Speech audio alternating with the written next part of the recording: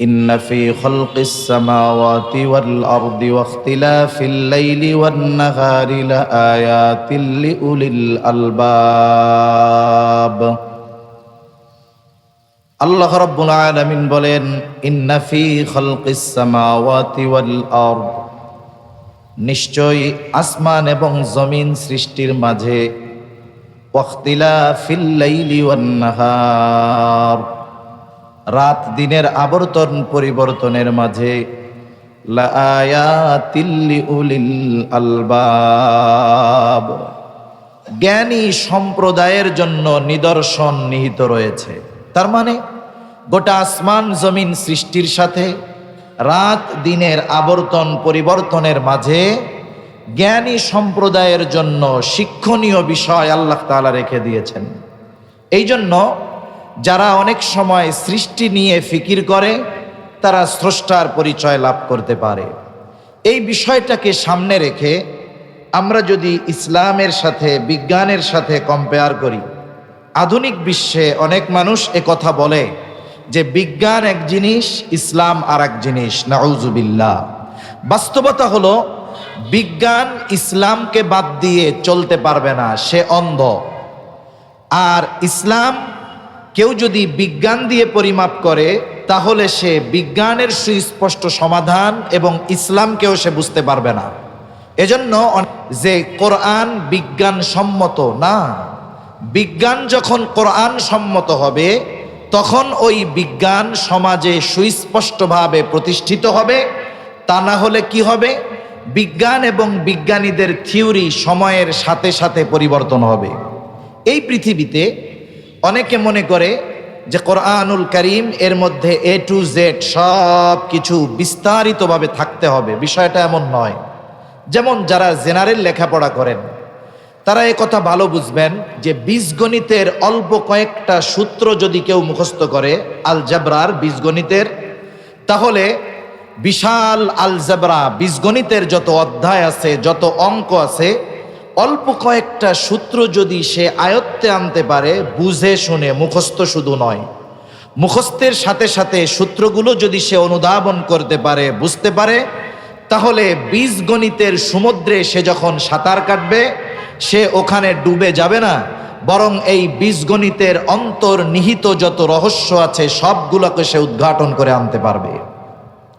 অনুরূপভাবে কোরআনুল কারীম সকল বিষয়ের বিস্তার ব্যাখ্যা দেয় নাই ঠিক, কিন্তু সকল বিষয়ের সূত্র কোরআনুল কারীমের মধ্যে আছে না নাই?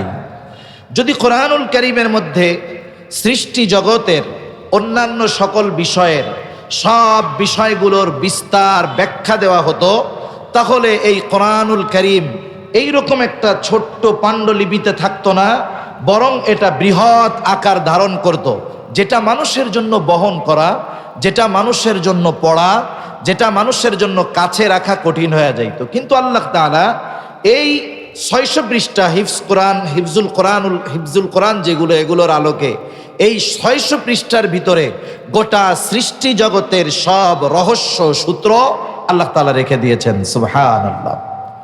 এজন্য আমরা কোরআনকে বিজ্ঞান দিয়ে পরিমাপ করব না, কারণ বিজ্ঞানের সূত্র মাঝে মধ্যে পরিবর্তন হয়। বিজ্ঞান 100 বছর আগে একটা বিষয়ের ব্যাপারে এক কথা বলছে, দেখা যাবে 100 বছর পরে এইটার ব্যাপারে আরো 10-15টা মত পাওয়া যায়। কিন্তু কোরআনুল কারীম 1500 বছর আগে আল্লাহ তাআলা নাজিল করেছেন। 1500 বছর আগে এই কোরআন সৃষ্টি জগৎ নিয়ে যত কিছু হোক সব নিয়ে যেটা বলেছে সেটা এখন পর্যন্ত অপরিবর্তিত আছে, কিয়ামত পর্যন্ত তথা অনন্তকাল অপরিবর্তিতই থাকবে। ঠিক কিনা বলেন? একটা সময় একজন বিজ্ঞানী গ্যালিলিও, সে বলছিল যে সূর্যকে প্রদক্ষিণ করে পৃথিবী, মানে পৃথিবী ঘুরে। এই সময় গির্জা থেকে, চার্চ থেকে তার ব্যাপারে মৃত্যুদণ্ডের আদেশ দেওয়া হলো। কেন? বলে পৃথিবী যদি ঘুরে তাইলে আমরা বাঁচবো কেমনে? অথচ আজকে বিজ্ঞান বলতেছে পৃথিবী ঘুরে। কোরআনুল কারীম 1500 বছর আগে বলে রাখছে যে পৃথিবী এক জায়গায় নয়, সে ঘুরতে থাকে। এটা কোরআনের কথা আগের, কিন্তু বিজ্ঞান এই মত বারবার পরিবর্তন করেছে, বরং এই মত ওই সময়ের মানুষের সাথে ব্যতিক্রম হওয়ার কারণে শাস্তি মৃত্যুদণ্ডও দেওয়া হয়েছে। কিন্তু কোরআনুল কারীমের কিছু বিষয় আছে যেগুলো বিজ্ঞান মেনে নিতে বাধ্য হয়েছে, এই রকম অনেক বিষয় আছে। এ নিয়ে ফ্রান্সের একজন বিজ্ঞানী ডক্টর মরিস বুকাইলি, উনি একটি বইও লিখেছেন, বাইবেল, কোরআন ও বিজ্ঞান। প্রথম তিনি বিজ্ঞানকে বাইবেল দিয়ে মেপেছেন। বাইবেল দিয়ে তিনি বিজ্ঞানের বিষয়গুলোকে, কোন বিষয়গুলো? যে বিষয়গুলো সুস্পষ্টভাবে প্রতিষ্ঠিত। মনে রাখতে হবে, বিজ্ঞানের সব বিষয় প্রতিষ্ঠিত নয়, কারণ কিছুদিন পর পর বিজ্ঞানীদের একটা বিষয় নিয়ে মত পরিবর্তন হয়। কিন্তু কিছু বিষয় আছে যেগুলোর ব্যাপারে বিজ্ঞান চূড়ান্ত সিদ্ধান্তে পৌঁছিয়েছে।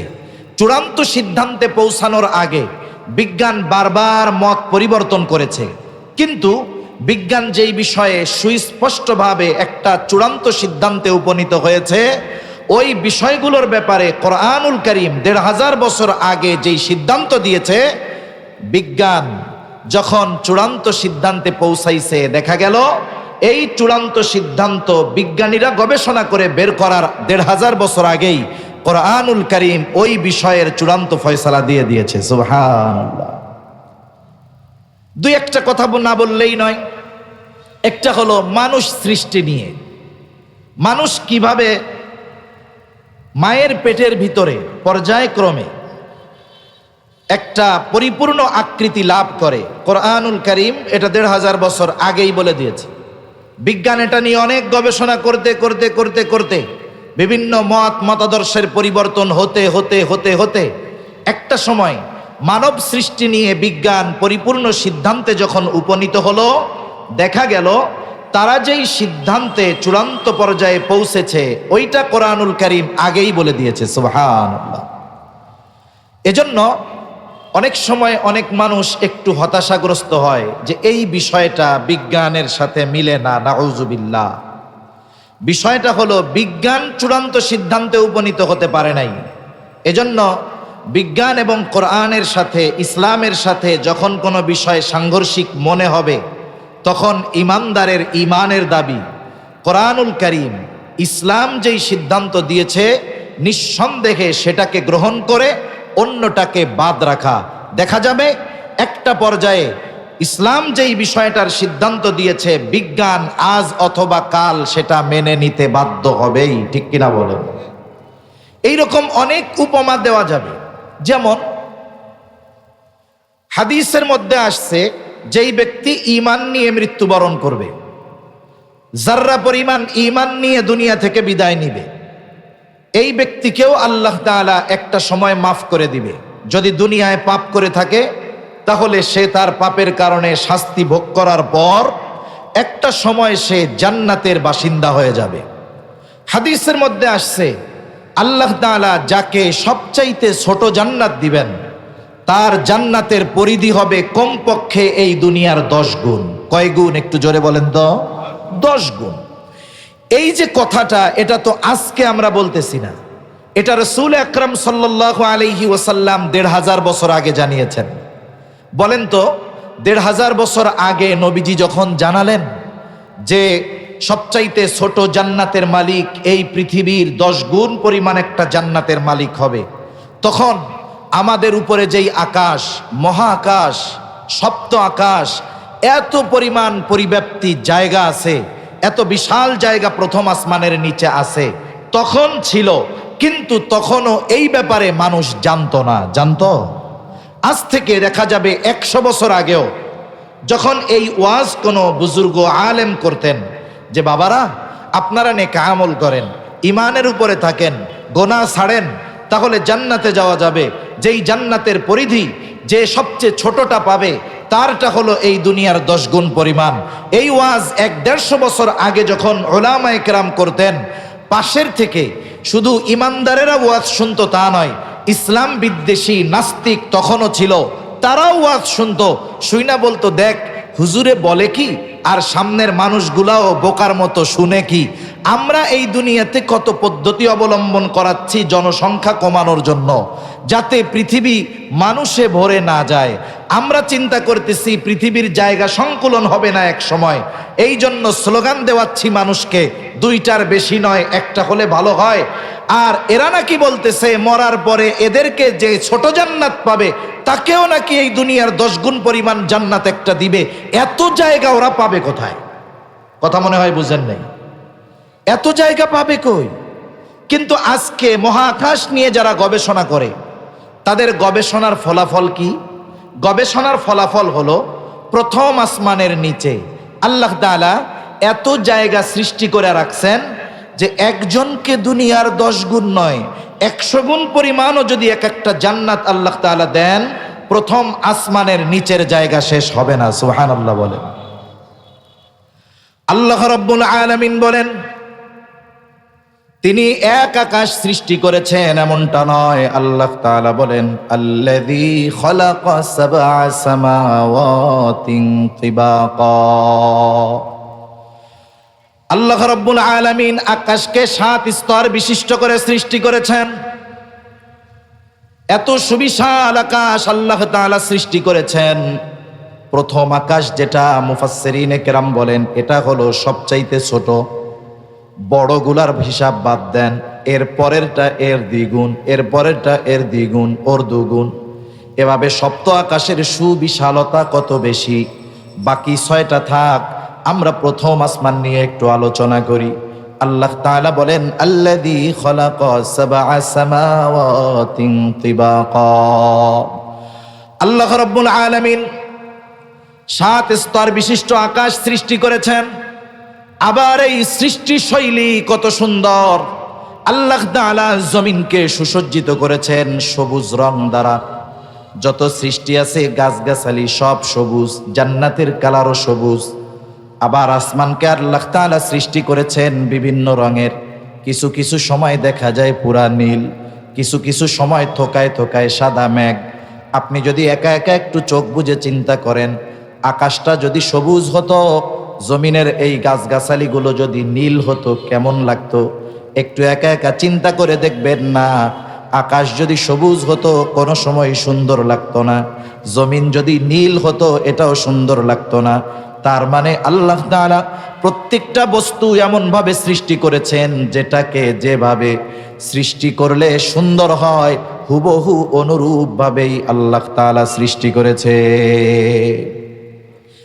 এখন এই প্রথম আসমান আল্লাহ তাআলা এইগুলাকে সুসজ্জিত করেছেন কিসের দ্বারা? আল্লাহ রাব্বুল আলামিন বলেন আমি এই দুনিয়ার আকাশকে নক্ষত্রপুঞ্জ দ্বারা সুসজ্জিত করেছি, নক্ষত্রমালা দ্বারা সুসজ্জিত করেছি। এর মধ্যে আমাদের জন্য যেই 2টা বেশি কাজে লাগে এটা হলো চন্দ্র আর সূর্য। আল্লাহ তাআলা বলেন আলাম তারাউ কাইফা খালাকাল্লাহু সাবআ সামাওয়াতিন তিবাকা ওয়া জাআলাল কমারা ফীহিন্না নূরাও ওয়া জাআলাশ শামসা সিরাজা। আল্লাহ তাআলা বলেন আমি চাঁদকে সৃষ্টি করেছি আলো হিসাবে, আর সূর্যকে সৃষ্টি করেছি প্রদীপ হিসাবে, প্রজ্বলিত আলো হিসাবে। চাঁদ মূলত সূর্য থেকে আলো পায়। আবার আল্লাহ তাআলা চাঁদ এবং সূর্যের জন্য নির্দিষ্ট একটি কক্ষপথ রেখে দিয়েছেন। একেবারে যেই রাস্তা ওদের জন্য নির্ধারিত করেছেন আল্লাহ তাআলা সৃষ্টির পরে, চাঁদ এবং সূর্য যথারীতিভাবে তাদের ওই পথ দিয়েই পথ অতিক্রম করে। কখনো এমন হয় না যে একটু ডানে বামে গিয়ে তারা পথ অতিক্রম করে। যদি করত তাহলে পৃথিবীর ব্যালেন্স নষ্ট হয়ে যেত। অনেক সময় আমরা মনে করি যে আগের চাইতে সূর্যের তাপ, পৃথিবীর উষ্ণতা দিন যাচ্ছে আরো বাড়তেছে, গরম বাড়তেছে, অ্যান্টার্কটিকার বরফগুলো গলতেছে। আসলে এর মূল কারণটা কি?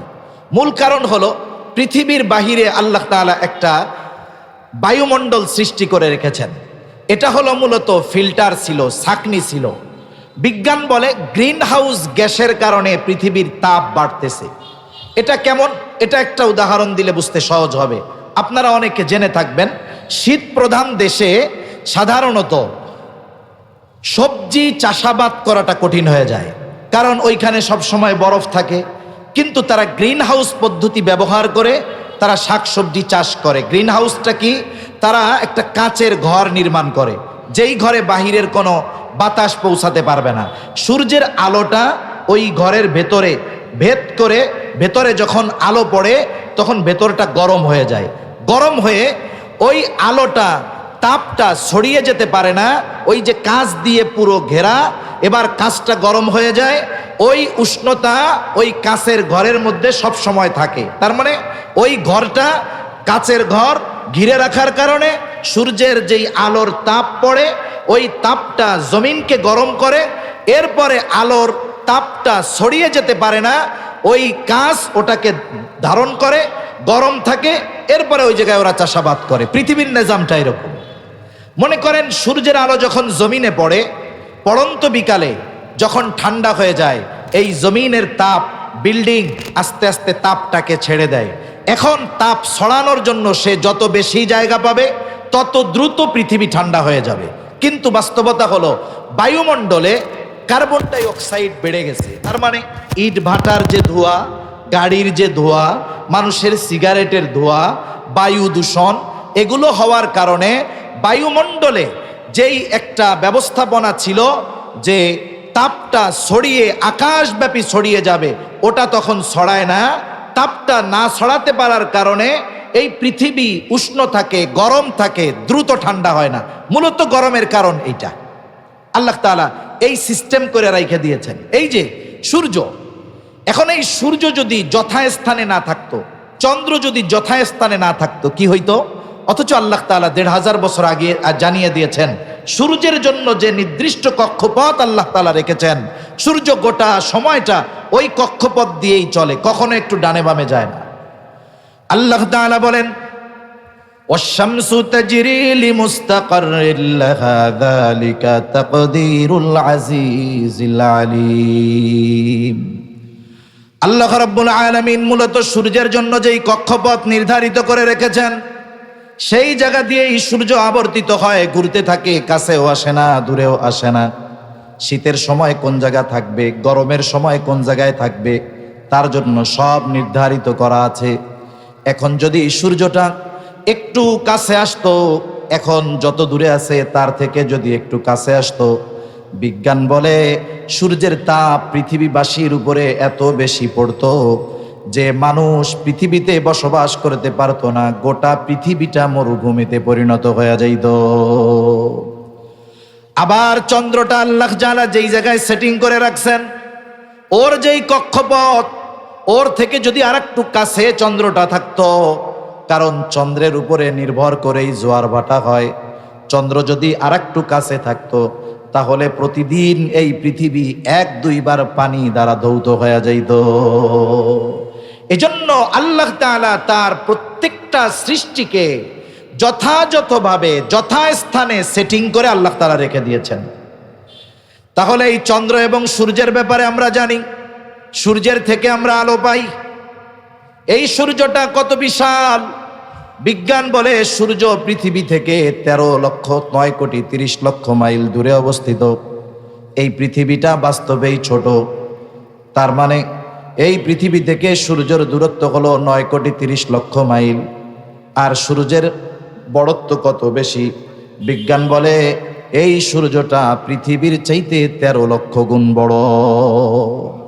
তার মানে সূর্যের ভিতরে 13 লক্ষ পৃথিবীকে ঢুকায় রাখা যাবে। আর এই সুবিশাল সূর্যটাকে একটা ছোট্ট সিদ্ধ হাঁসের ডিমের মতো লাগার কারণ কি? দূরত্বের কারণে। অনেক বড়, কিন্তু দূরত্বের কারণে এই সুবিশাল সূর্যটাকে ছোট্ট দেখা যায়। এই সুবিশাল সূর্য থেকে পৃথিবীর দূরত্ব 9,30,00,000 মাইল।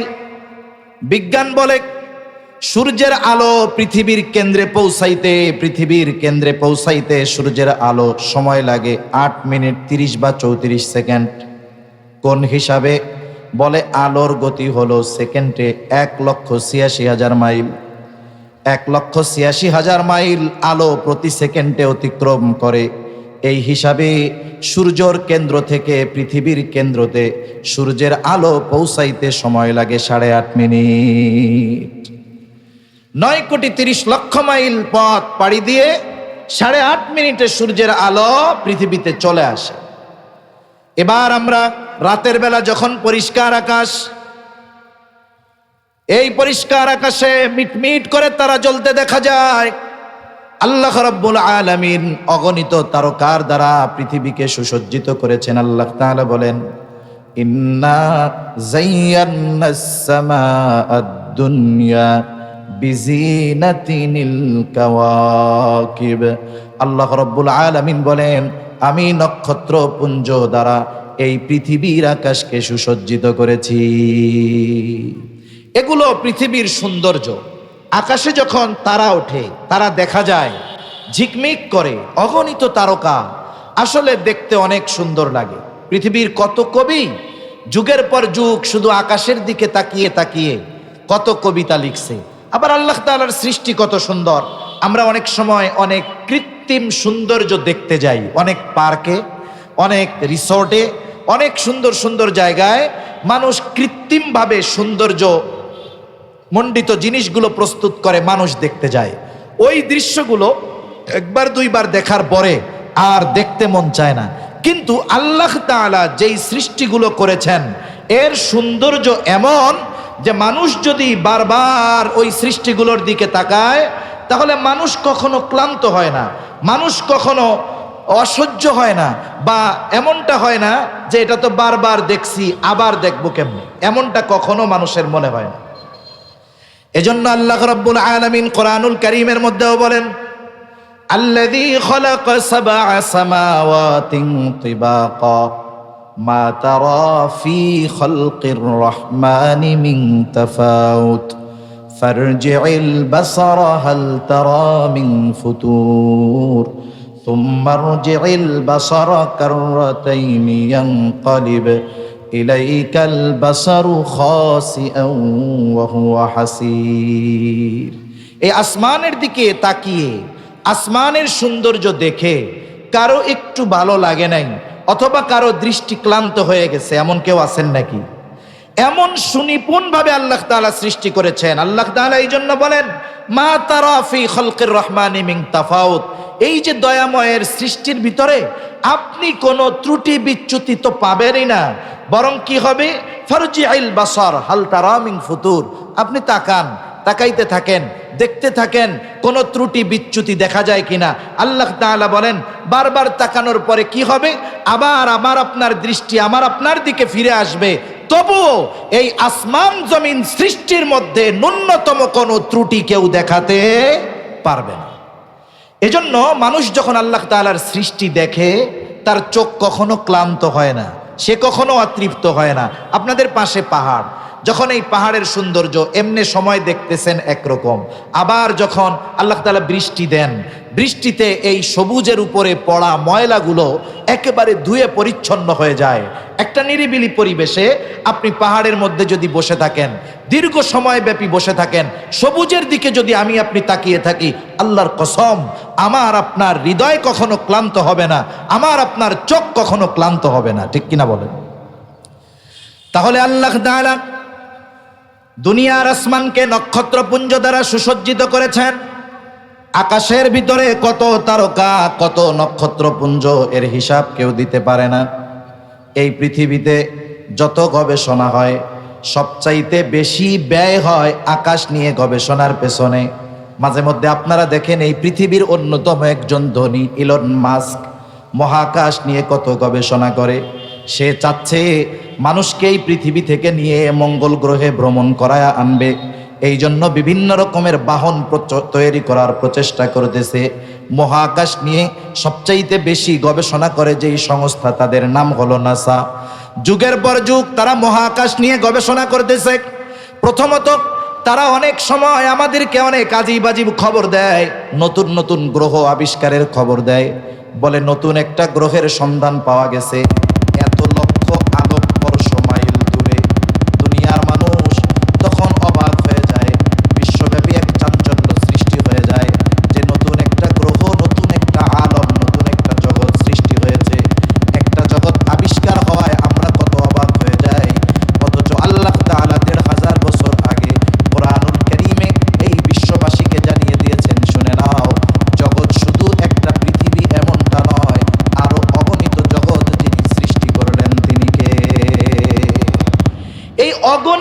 কত, আনুমানিক একটা সংখ্যা যদি মহাকাশ গবেষণা যারা করে এদেরকে দিতে বলা হয়, এর আনুমানিক হিসাব ওরা দিতে পারবে না। যদি তাদেরকে বলা হয় আকাশে তারকারাজি কত, ওরা বলতে পারবে না। আবার দেখেন 13 লক্ষ গুণ বড় সূর্যটা 9,30,00,000 মাইল দূরত্বের কারণে ছোট দেখা যায়। আকাশের মধ্যে অগণিত তারকা ছোট ছোট দেখা যায় কেন? বলে অতিরিক্ত দূরত্বের কারণে। 9,30,00,000 মাইল দূরত্বের কারণে সূর্য ছোট দেখা যায়, তার চাইতে অগণিত গুণ বেশি দূরে তারকারাজি, এটাকেও ছোট দেখা যায়। যদি জিজ্ঞাসা করা হয় আকাশে এই রকম গ্রহ কত আছে, তাহলে মহাকাশ যারা গবেষণা করে তারা বলবে যে এর হিসাব আমরা দিতে পারবো না, মিলিয়ন ট্রিলিয়ন বিলিয়ন ট্রিলিয়ন সব পার হয়ে যাবে, হিসাব দেওয়ার মতো সুযোগ নাই। এই সুবিশাল এবং এই অগণিত তারকা সব প্রথম আসমানের নিচে। এখন এর বিশালতা কত বড়, এর বিশালতা কত বড়, বিজ্ঞান বলে এই পৃথিবী থেকে কাটা ওই তারকাটার বিশালতা কত বড়। বলে একটা তারকা যেটা সবচাইতে ছোট, ওই তারকার ভিতরে যদি কোটি কোটি সূর্যকে ঢুকিয়ে দেওয়া হয়, তবুও ওই তারকার সব জায়গায় এক সূর্য পূর্ণ করতে পারবে না, কোটি কোটি সূর্য যদি তার মধ্যে ঢুকিয়ে দেওয়া হয়। তার মানে এক একটা তারকা কোটি কোটি সূর্যের চাইতেও বড়, এক একটা তারকা কোটি কোটি সূর্যের চাইতেও বড়। এই তারকাগুলো প্রথম আসমানের নিচে। দূরত্ব কত? পৃথিবীতে সূর্যের আলো চলে আসে 8.5 মিনিটে। কয় মিনিটে একটু বলেন না? কয় মিনিট? 8.5 মিনিটে। কিন্তু ওই তারকাগুলারও আলো আছে, তারকাগুলারও কি আছে? আলো আছে। এখন এই তারকার আলো পৃথিবীর দিকে সৃষ্টি থেকে নিয়ে ছুটে আসতেছে। বিজ্ঞান বলে সূর্যের আলো পৃথিবীতে 8.5 মিনিটে পৌঁছিয়ে যায়, কিন্তু ওই তারকার আলো সৃষ্টি থেকে নিয়ে সেকেন্ডে 1,86,000 মাইল গতিতে পৃথিবীর দিকে ছুটতেছে। কোটি কোটি বছর পার হয়ে গেছে, এখন পর্যন্ত একটা তারকার আলো পৃথিবীতে পৌঁছায় নাই। সুবহানাল্লাহ বলেন না? কোটি কোটি বছর পার হয়ে গেছে, একটা তারকার আলো এখন পর্যন্ত পৃথিবীতে পৌঁছায় নাই। সেকেন্ডে অতিক্রম করতেছে 1,86,000 মাইল। এই গতিতে ছুটছে। 2-1 মিনিট নয়, 2-1 বছর নয়, 2-1 শত বছর নয়, 2-1 লক্ষ বছর নয়। প্রথম আসমানের নিচের তারকার আলো পৃথিবীর দিকে ছুটে আসছে কোটি কোটি বছর ধরে, প্রতি সেকেন্ডে 1,86,000 মাইল পথ অতিক্রম করতেছে, কিন্তু এখন পর্যন্ত একটা তারকার আলো পৃথিবীতে পৌঁছায় নাই। সুবহানাল্লাহ। এখন একটু ভলিউমটা বাড়াইতে হবে একটু, আর নাইলে বক্স একটু ঘুরাই দিতে হবে, কানে আওয়াজ আসতেছে না, হালকা একটু ঘুরাই দেন। তাহলে এই পৃথিবীর প্রথম আসমানের নিচে কত জায়গা আছে, এটা সাধারণ মানুষের জন্য হিসাব করা অসম্ভব, ঠিক কিনা বলেন? এখন বলেন তো, আল্লাহ রাব্বুল আলামিন যদি তার বান্দাদেরকে দুনিয়ার 10 গুণ নয়, দুনিয়ার 100 গুণ পর্যন্ত এক একটা জান্নাত আল্লাহ তাআলা দেয়, প্রথম আসমানের নিচে যেই জায়গা আছে সেই জায়গাগুলো শেষ হবে নাকি? এই জায়গাগুলো পর্যন্ত শেষ হবে না। এজন্য আল্লাহ সুবহানাহু ওয়া তাআলা তার সৃষ্টি শৈলী এত সুন্দরভাবে করেছেন, এত সুনিপুণভাবে করেছেন যে প্রত্যেকটা সৃষ্টি আল্লাহ তাআলা মানুষের কল্যাণের জন্য করেছেন। আল্লাহ তাআলা কোরআনুল কারীমের মধ্যে বলেন, হুয়াল্লাযী খালাকালাকুম মা ফিল আরদি জামিআ। আল্লাহ তাআলা বলেন, হুয়াল্লাযী খালাকালাকুম, তিনি তোমাদের জন্য সৃষ্টি করেছেন সবকিছু তোমাদের উপকারের জন্য। খালাকালাকুম, তোমাদের জন্য, অর্থাৎ তোমাদের উপকারের জন্য। এই জন্য পৃথিবীর যত সৃষ্টি দেখি, আমার আপনার বুঝে আসুক আর না আসুক, সকল সৃষ্টি আল্লাহ তাআলা মানুষের কল্যাণের জন্য করেছেন।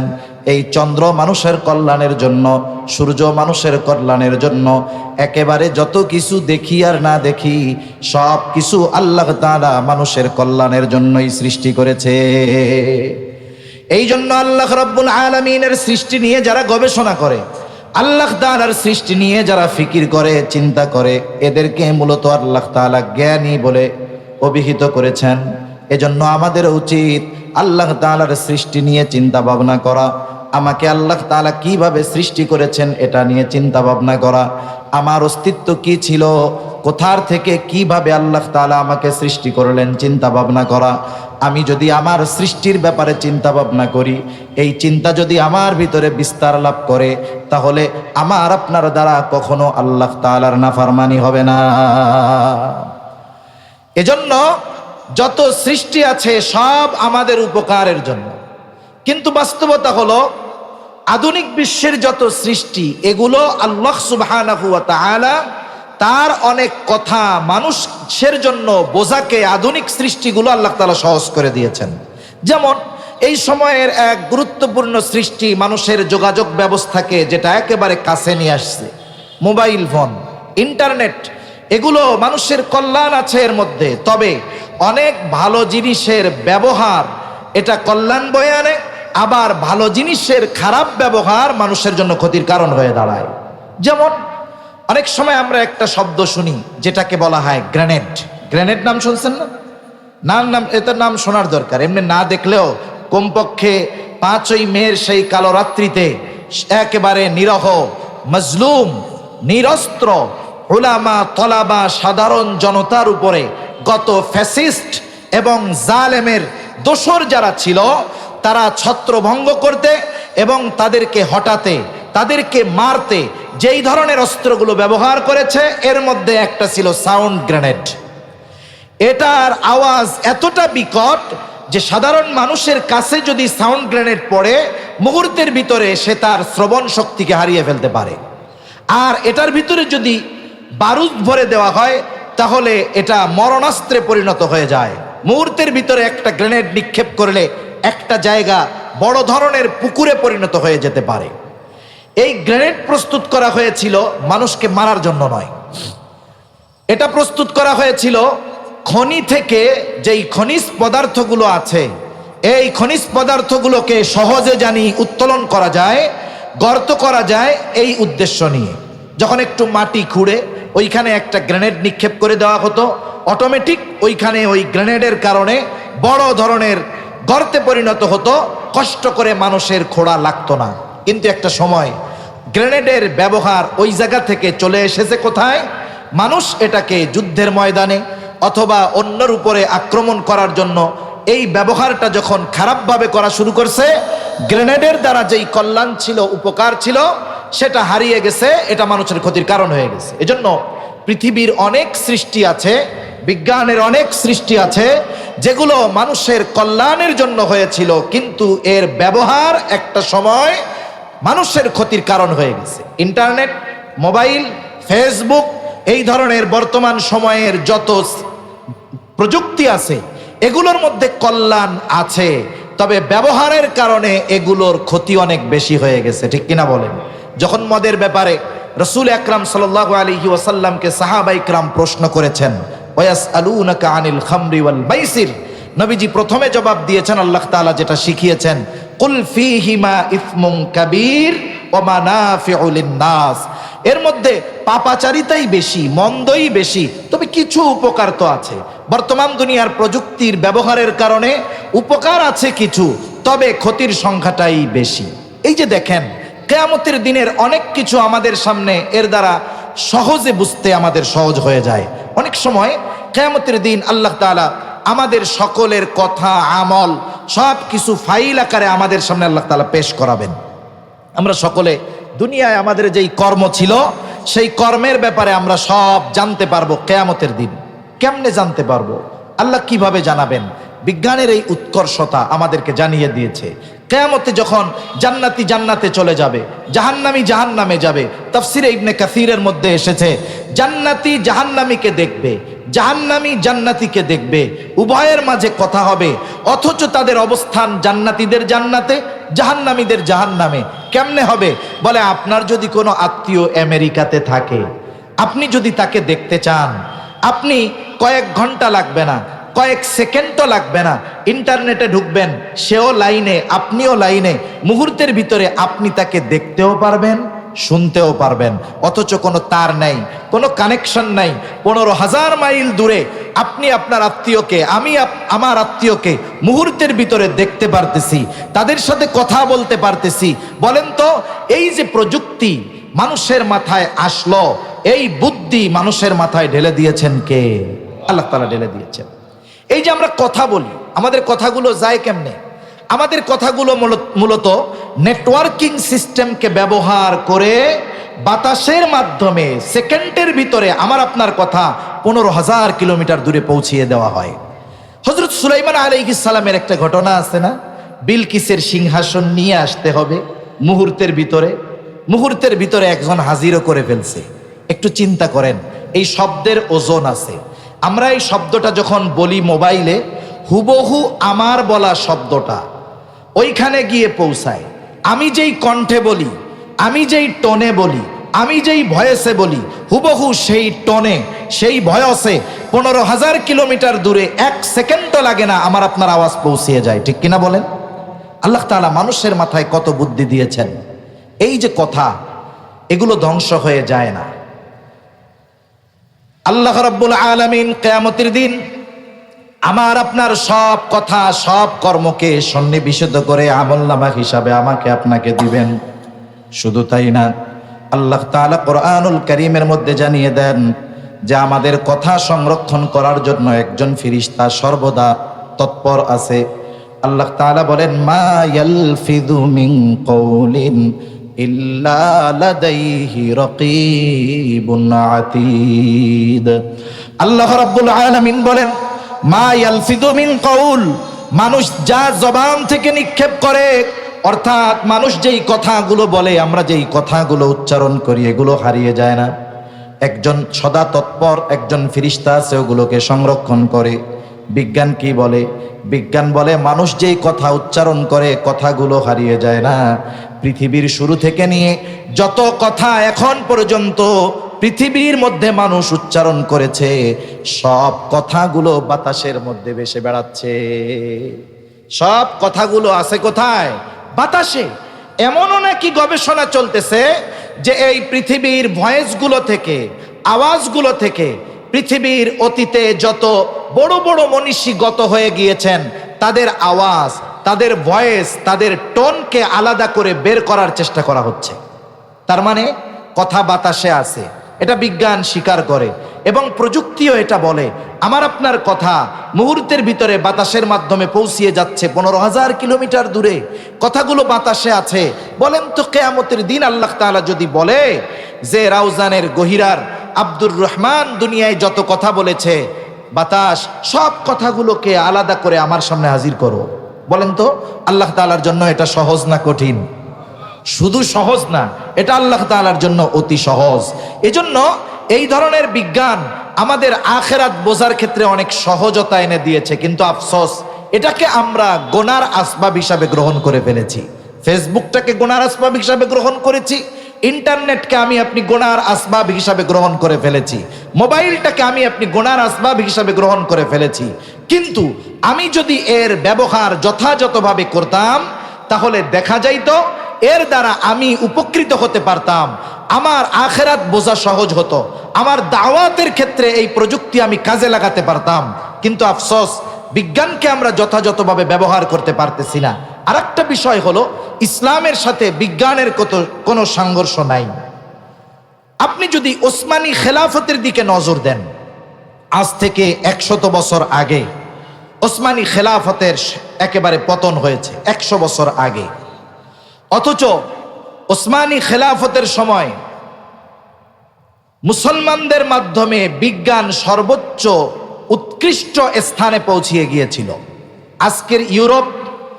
আজকের ইউরোপ সভ্য হয়েছে 200-250 বছর আগে। 100 বছর আগে এরা সভ্যতা শিখেছে, বিজ্ঞান শিখেছে। ইউরোপ আমেরিকার বড় বড় ইউনিভার্সিটিগুলোর ভিতরে মুসলমান মনীষীদের বই নিয়ে তারা বিজ্ঞানকে চর্চা করেছে। ওসমানী খেলাফত ধ্বংস করে দেওয়ার মাধ্যমে মুসলমানদের যত গবেষণাগার ছিল, মুসলমানদের যত শিক্ষার আসবাব ছিল, এগুলো সব তারা ধ্বংস করে ওই তথ্যগুলো, বইগুলো, জ্ঞানগুলো নিজেরা নিয়ে নিজেদের জ্ঞানকে সমৃদ্ধ করেছে, আর মুসলমানদের উপরে এই জ্ঞানের বিজ্ঞানের অপপ্রয়োগ এই অমুসলিমেরা করেছে। অথচ উচিত ছিল আমরা মুসলিম বিশ্বের যারা আছি আমাদেরও এই বিষয়গুলো নিয়ে গবেষণা করা, নিজেদের শক্তি অর্জন করা, আধুনিকতার সাথে এই বিজ্ঞানকে ব্যবহার করে পৃথিবীর সর্বোচ্চ শক্তিতে পরিণত হওয়া, এটা আমাদের দরকার ছিল। কিন্তু আফসোস, অবস্থা, পরিবেশ যেই সমস্ত মুসলিম দেশগুলাকে আল্লাহ তাআলা সম্পদে সমৃদ্ধশালী করেছেন, এরা এদের বাস্তবতাকে ভুলে গিয়ে ওই অমুসলিমদের দাসত্ব গ্রহণ করার কারণে মুসলমানদের হাতে পৃথিবীর চালিকা শক্তি থাকার পরেও মুসলমানেরা উন্নতি, অগ্রগতি, বিজ্ঞানের উৎকর্ষতার দিক দিয়ে মাথা উঁচু করে দাঁড়াতে পারতেছে না। এ পৃথিবীর চালিকা শক্তি কি? এ পৃথিবীর চালিকা শক্তি হলো স্বর্ণ, পৃথিবীর চালিকা শক্তি হলো তেল। আল্লাহ তাআলা এই ধরনের খনিজ পদার্থ মুসলিম বিশ্বকে দান করেছিলেন, কিন্তু তারা যথাযথভাবে কাজে লাগাতে পারে নাই। তবে এখনো যদি মুসলিম বিশ্বের দেশগুলো আল্লাহ তাআলার দিকে ধাবিত হয়, যথাযথভাবে আল্লাহ তাআলার উপরে ঈমান আনে, সাথে সাথে আল্লাহ সুবহানাহু ওয়া তাআলাকে যথাযথভাবে ভয় করে, আশা করা যায় মুসলমানেরা এই পৃথিবীর বিজ্ঞানের উৎকর্ষতার দিক দিয়ে সর্বোচ্চ স্থানে যাবে এবং এই পৃথিবীকে সর্বদিক দিয়ে শাসন করতে তারা পারবে ইনশাআল্লাহ। কি বলেন, পারবে না? আমরা যদি সম্প্রতি সময়ের একটা হিসাবের দিকে তাকাই, আফগানিস্তানের দিকে যদি দেখি, তাহলে কি দেখব? আমেরিকা একটা দেশকে পুরা শেষ করে দিয়ে গিয়েছে, তাদের রিজার্ভ সব নিয়ে গিয়েছে, একেবারে রিক্ত হস্তে তাদেরকে রেখে গিয়েছে। কিন্তু কিছু আল্লাহওয়ালা মানুষ, কিছু দিনদার মানুষ, কিছু খোদাভীরু মানুষ ওই দেশের রাষ্ট্র ক্ষমতা গ্রহণ করেছে এবং এটাকে তারা আমানত হিসাবে নিয়েছে। এই জন্য 2 বছর পার হতে পারে নাই, তাদের মুদ্রা পৃথিবীর মধ্যে সবচাইতে দ্রুততার সাথে মুদ্রার মান বাড়তেছে। প্রতিনিয়ত নতুন নতুন উদ্ভাবনী আমরা তাদের মাধ্যমে দেখতে পাচ্ছি। আধুনিক প্রযুক্তি সম্পন্ন বাহন তারা আবিষ্কার করতেছে। অথচ দেখেন তাদের লেবাস আমাদের মতো, মাথায় পাগড়ি, গায়ে জামা, মুখে দাড়ি। আমরা যাদেরকে মনে করতাম এদের কাজ হলো শুধু মসজিদ আর মাদ্রাসা, আর কোথাও নাই, অথচ এই মানুষগুলো এই পৃথিবীর অর্থনীতিকে সমৃদ্ধ করার কাজ করতেছে। এই পৃথিবীর প্রযুক্তিকে আপগ্রেড করার কাজ এই মোল্লাদের মাধ্যমে হচ্ছে। বাস্তবতা হলো আমরা আমাদের সোনালী অতীতকে জানি না। আমরা যদি জানতাম তাহলে চিকিৎসা বিজ্ঞান আমাদের হাতে থাকতো। আমরা শুধু ইবনে সিনার কথা শুনি, বু আলী সিনার কথা শুনি। এই ইবনে সিনাকে চিকিৎসার জনক বলা হয়, অথচ এই ইবনে সিনার ব্যাপারে আমরা জানি না।